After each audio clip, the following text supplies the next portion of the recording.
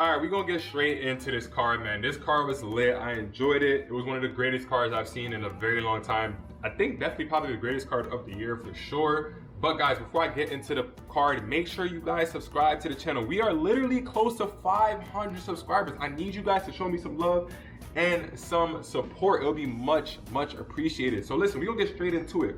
The first fight was Esteban Ribix. What the hell was that? Oh, that saw me a little centipede. I don't know what's going on. Anyways, the first fight was Esteban Ribix versus Camuela Kirk. Now that fight kind of started off scary because I had Esteban Ribix as my pick, but Kirk was able to get some good control time in the first round, but then Esteban pulled away in the next 2 rounds, landing the more damaging shots and overall getting a victory, which was a great fight. Literally, people would have probably thought that would have been fight of the night, but obviously there was a lot more greater fights. And Esteban almost got the finish, so that was a great way to start the card. Next up, we had Jesus Aguilar versus Shannon Ross, and this was, I kid you not, it was literally a one-punch knockout. Crazy, yo, I feel like that mother, this mother.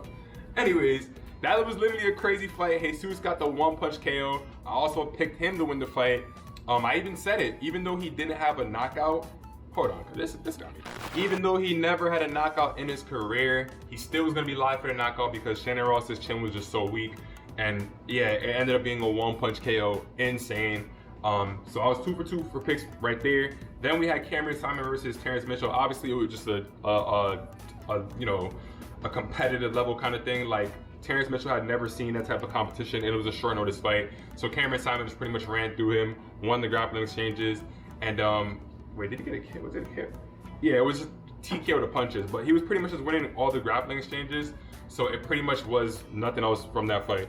Next was Vitor Petrino versus Marcin Prachnio, and this fight was just all Vitor Petrino. He was able to land some good shots on the feet, but pretty much controlled the fight with the wrestling exchanges, and Prachnio pretty much had nothing as I thought. He's a, you know, a karate kickboxing kind of fighter, and he just wasn't being, you know, he wasn't being aggressive at all. Had nothing, you know, in terms of defending the takedowns, and resulted in him just getting arm triangle choked in the 3rd round. So at this point, I was 4 for 4-0 on the early prelims. I need to start betting that specifically because you can get those first couple fights correct, if anything. But then we continue on with Alonzo Menefield versus Jimmy Crute. I also picked Alonzo Menefield to win this fight, so we 5-0 at this point. That fight kind of went the way how I expected it to go, but except I didn't expect Alonzo Menefield to get the submission. I expect him to be able to still land the same power shots, and that Jimmy Crute would be desperately wrestling because that was the only chance he really had, and that Menefield, you know, would find the range and get the knockout. But the desperation for the takedowns from Jimmy Crute resulted in Alonzo Menefield getting the victory by a guillotine choke. So it looked like Crute wanted to retire, but you know how it is, emotional stuff going on. He's only 27, so he has a longer period of time, a long time left in the sport. He can still turn things around at some point. So wish him the best. 5-0. So next fight we go on to is Denise Gomes versus Yasmin Uruguay, and this is where we end up losing because I picked Yasmin Uruguay to win, but I did literally understand that Denise Gomes was very dangerous. Yasmin Uruguay got dropped in her last fight versus Estela Nunes, and Gomes hits like a truck. So when results like that happen, you can't really be surprised. It's just really upsetting to me how stupid and low IQ Yasmin really was to just kind of just run in like that and just get finished in the first exchange. It was really dumb. But that's all that happened in that fight. So we 5-1 at this point.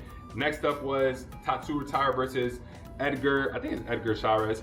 And it was pretty much all Tatu Retire with the grappling exchanges.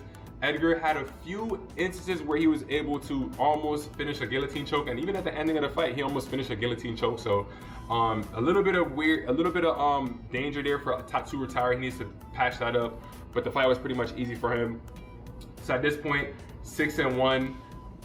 Not too bad, not too mad. Next up, we had Robbie Lawler versus Nico Price. Obviously, this is Robbie Lawler's last fight in his career. I wrongfully picked Nico Price in this fight. And looking back at it, I don't really regret it too much because it's one of those fights where, yes, Nico Price does not have no chin, but the same goes for Robbie Lawler. If anything, Robbie Lawler has been in the sport a lot longer than Nico Price, taken a lot more damage, but Robbie Lawler is just a little bit more precise. Nico Price is a little bit more wild. I thought the wildness would get Robbie Lawler out of there, but Robbie Lawler went out in a perfect fashion, So happy for him. I was even clapping and enjoying, even though I got the pick wrong. I didn't care. I was happy to see a legend go out like that, because usually, you guys know how ruthless the sport of MMA is. Legends usually go out on their back, looking up at the lights. So that's just me being honest. So at this point, we're like, what, 6-2? Let's see, 1, 2, 3, 4, 5, 6. Wait, 1, 2, 3, 4, 5, 6. Yeah, 6-2. 6-2. And that was the ending of the prelims. The next fight was Bo Nickel versus Mr. Valentine Woodburn, and Bo Nickel's gonna be a future champion. He's gonna be a future champion, and the reason he's gonna be a future champion because not many people are gonna be able to deal with his wrestling. He's the highest level of wrestling possible, and he has knockout power, and he actually understands how to box. Of course, he's gonna have to patch up his boxing a little bit, but he has insane power, and he can wrestle. And in this fight, he didn't even need his wrestling. He got he got a knockout. So I mean, yeah, it was a short notice fighter. Obviously, a low competition type of fight. But hey, the guy's doing what he has to do. A middleweight division is slim, so he can climb the ranks at some point. At some point, he's gonna get a ranked fighter. In the next 2 to 3 fights, he should get a ranked fight. They're gonna start lining him up to get fights that's gonna get him a ranked fight, because I think he's ready, man. I think he's ready to start getting up there with those guys, because the way how he knocked this guy was crazy. So obviously, 7-2 with that pick. So we move on to the next fight with Dan Hooker versus Jalen Turner. I got this one wrong, 7-3. Great fight. Not mad at it. Not mad at the fight at all. Dan Hooker was being very smart, being very patient. He utilized leg kicks well. Jalen Turner did return some good leg kicks, had a few good shots, but Dan Hooker was able to actually hurt Jalen Turner a few times and kind of put the pressure on him. Get the takedown. I think he got at least a takedown or two, but I know that he controlled a lot of the third round. I want to say it was. He controlled it for pretty much the majority of that, of the third round, and he was able to get the win in a split decision. The right guy won, so I can't be mad at that at all. 7-3 on the picks at that point.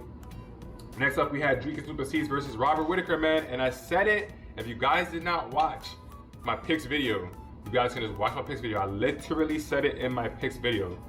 I said that Whittaker should win, but if you are a betting man, you need to put money on Dricus Du Plessis, because that nose surgery, I said it, guys, that nose surgery is gonna allow him to perform better. So it's like, you cannot be surprised if something does happen.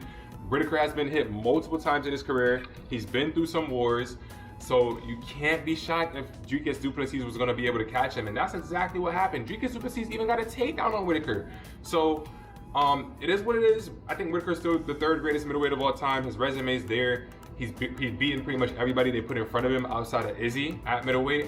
So him losing to Dricus is just like, at some point in MMA, there's gonna be a changing of the guard, and this shouldn't be too surprising. I told people, like, y'all can sit there and say Dricus Du Plessis is sloppy or whatever, but watch out, watch out. Obviously, I did kind of think that I did pick Robert Whittaker to win the fight.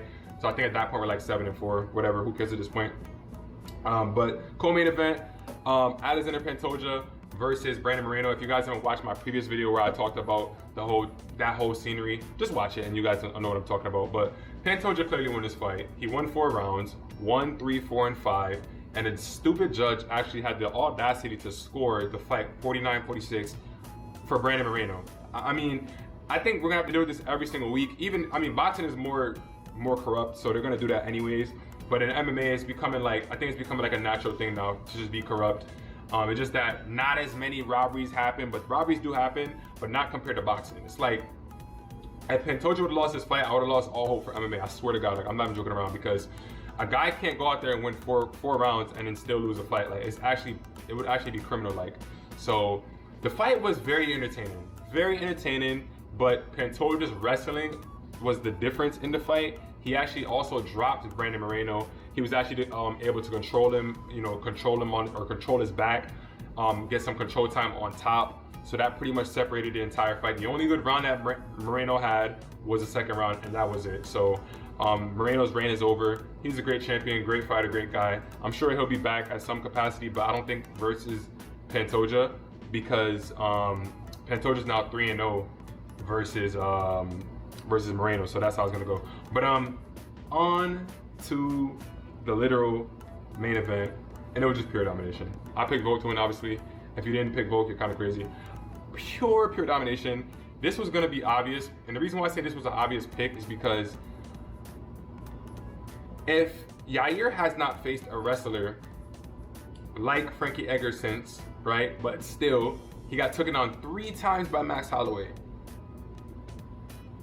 He got taken down by Brian Ortega before Brian Ortega blew his shoulder out. And Josh Emmett had top control, but he just quit. Josh Emmett just quit. That's why when Josh Emmett in that Yair fight, he just quit. He just quit, and he got himself triangled. Like, it didn't make no sense. He doesn't even get submitted, so for him to get triangled by Yair was very, very random. But yeah, Yair always was in positions where he's on his back or against the cage, getting took down, whatever it may be, and Volk was going to be able to do that. He's one of, or if not the smartest fighter in the UFC. I have nothing but respect for this guy. I'm a Max Holloway fan. I was upset when Max Holloway lost the 2nd fight versus Volk. Volk went out there, did his thing the 3rd fight, and he's the featherweight GOAT. I don't know why people are still trying to talk about Jose Aldo. Like, this is not 2009. Y'all gotta stop doing that. The man is on a long win streak in the featherweight division, and he literally beat Max Holloway 3 times, and he also beat Jose Aldo. So why are y'all still trying to run around? Like, this is the problem with y'all MMA. Y'all have to stop. Just because y'all miss somebody or somebody is nostalgia to you guys, or you guys get to see somebody run around and do this and that, that does not mean they're the GOAT. At one time, Jose Aldo was the GOAT. He lost twice to Max Holloway, and he lost to Volkanovski. So how can he still be the featherweight GOAT? Y'all gotta stop trying to set the bar so high for people. It's like, people even do that with LeBron James versus Michael Jordan. It's like people say, well, if LeBron does get 6 rings or 7 rings, then he'll be a GOAT. Like, bro, like, look at all his accomplishments. Why is the bar set so much higher when it wasn't like that for the previous guy? I don't get it. Volkanovski's a featherweight GOAT, and he proved that tonight by getting another win. I would love to see Volkanovski versus Ilia Topuria, but that's gonna have to wait because Volk is gonna get surgery. So he's gonna be out for probably until the ending of the year. I expect to see him next year, so Volk should just get the surgery and rest up and just get ready for his next fight. It needs to be Ilia Topuria. That's the fight we all want to see. But guys, that's gonna do it for the video. Y'all know what to do. Drop a like, comment, subscribe, and hit that notification bell so you guys never miss another upload. Listen, guys, I'm gonna be doing this every single week. We're gonna be doing bets, the best bets or the best picks, best DraftKings picks. I did a video on both of those, so make sure you guys tune in, subscribe, hit the notification bell, and yeah, guys, like I said before earlier in the video, at the beginning of this video, we're literally almost at 500 subscribers, guys. I need you guys to subscribe to the channel, and yeah, I'll see y'all boys at 500 subscribers, man. Let's get it.